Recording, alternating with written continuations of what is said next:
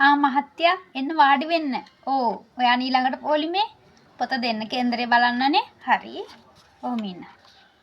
1987 5 වෙනි මාසේ 12:58ට. හරි මම බලලා දෙන්න.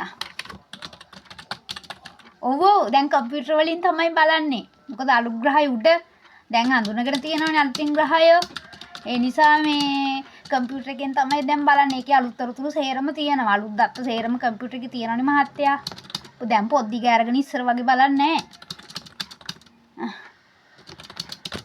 කෑ ගහන්න එපා මහත්තයා. මේක දෙවියන්ගේ අඩවිය. කම්පියුටර් එකෙන් බලන්න පටන් අරන් මම දැන් අවුරුදු 10ක් විතර වෙනවා. ඔව් පොඩ්ඩක් අනිත් අයට ඇහි කෑ ගහන්න එපා. ඒගොල්ලොත් වැරදියට හිතා ඊට පස්සේ.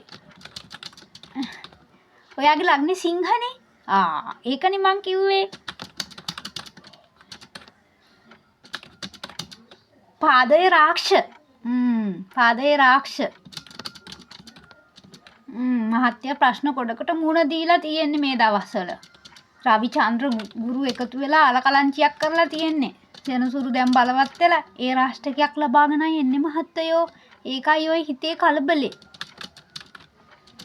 මේ දවස්වල නෝනටක් කේන්ති යනවා නේද? ඒක තමයි. කියවන එකමනේ. ඔයා නිශ්ශබ්දව ඉන්න හැමදේම අහගෙන ඉන්න. නැති වුණොත් ප්‍රශ්නේ දෙපිටින් යනවා. ඔව්. මහත්තයාට උඩවල් හොඳම නැහැ. විදුලි බල මණ්ඩලයේ වැඩ කරන්නේ.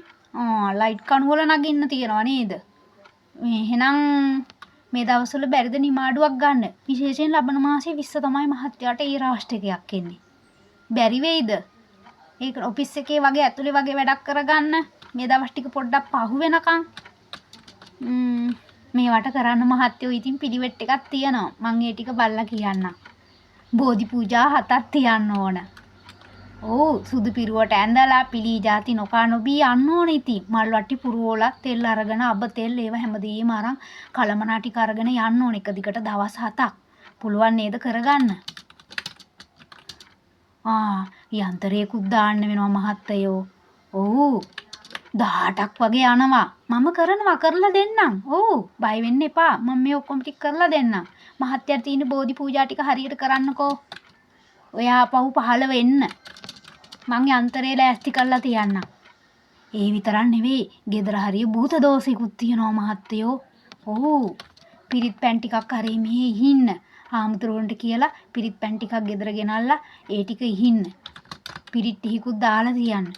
මේකයි මහත්තයෝ සංසාරේ අපි කරපු කර්ම ශක්ති තමයි එක එක කාලවලට බලවත් වෙලා එන්නේ. ඒකයි කේන්දරේ කියන්නේ.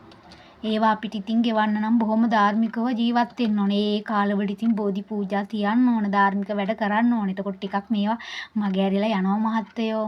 ඕ ඒකනේ. හරි මම මේ සේරම ඔයාගේ පොතේ පිටිපස්සේ ලියලා දෙන්නම්. හොඳ? ඒ ටික මතක තියාගෙන බලලා ගෙදර ගිහිල්ලා කරන්න. හොඳ? ලියලා තියෙන්නේ සේරම. හරි. රුපියල් 2500යි මහත්තයෝ. 5000ද තියන්නේ? හරි. ඔහොම. හරි එහෙනම් බය වෙන්න එපා හොඳේ. ඒ කියපු විදිහටම වැඩ කරන්නකෝ. ලොකුවට ඔලුවට ගන්න ඕනේ නැහැ. හරි.